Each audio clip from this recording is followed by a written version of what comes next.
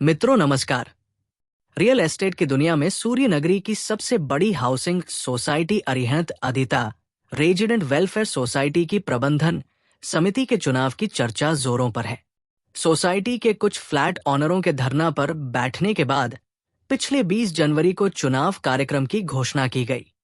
इसके अनुसार 10 फरवरी को प्रस्तावित मतदाता सूची का प्रकाशन करना था। आगामी 9 मार्च को प्रबंधन समिति के चुनाव होने हैं, लेकिन अभी तक चुनाव अधिकारी की नियुक्ति भी नहीं हुई है और अब निवर्तमान अध्यक्ष ने 9 फरवरी को निर्विरोध चुनाव के लिए एक मीटिंग बुला ली। ये मैसेज भी एक ऐसे व्हाट्सएप ग्रुप में डाला गया है जिस ग्रुप के बनाए जाने की सूचना फ्लैट ऑनरों को कभी दी ही नहीं गई। सभी फ्लैट ऑनर इस ग्रुप के सदस्य भी नहीं हैं। कुछ फ्लैट ऑनरों के अनुसार अगर ये मैसेज सोसाइटी के ऑफिशियल व्हाट्सएप ग्रुप में पोस्ट किया जाता और सभी फ्लैट ऑनरों को ईमेल के माध्यम से भेजा जाता तो इस प्रयास के सकारात्मक प्रभाव पड़ सकते थे।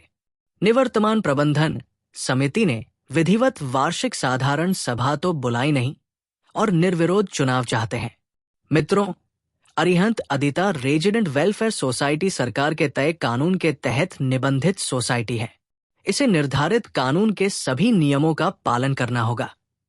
सोसाइटी प्रबंधन समिति के चुनाव के लिए करीब 800 फ्लैट ऑनरों का अधिकार एक बिल्डर कंपनी का निदेशक और निवर्तमान अध्यक्ष नहीं छीन सकता।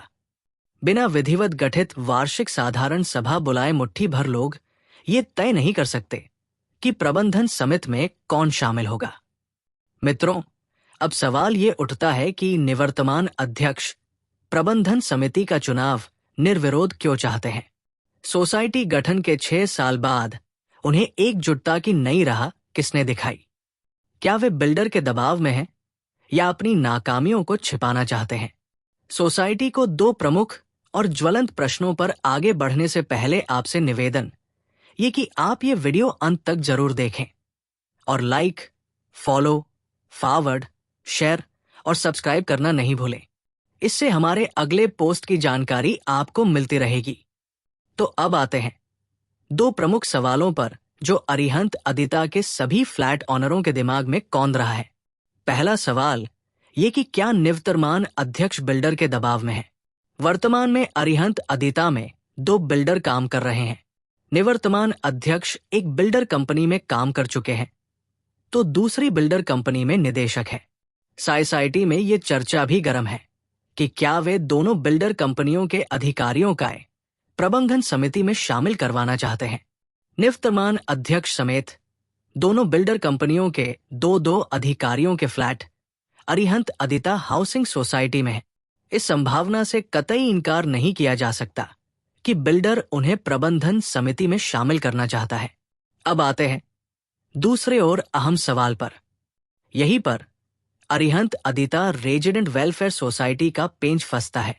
करीब 1050 फ्लैट्स की हाउसिंग सोसाइटी को निवर्तमान प्रबंधन समिति ने दर्जनों समस्याओं में अटकाने के बाद लटका कर छोड़ दिया है और निवर्तमान प्रबंधन समिति के कतिपय सदस्य अपनी नाकामियों समेत आर्थिक अपराध को छिपाने के लिए नई प्रबंधन कमेटी के निर्विरोध चुनाव के प्रयास में जुट गए हैं।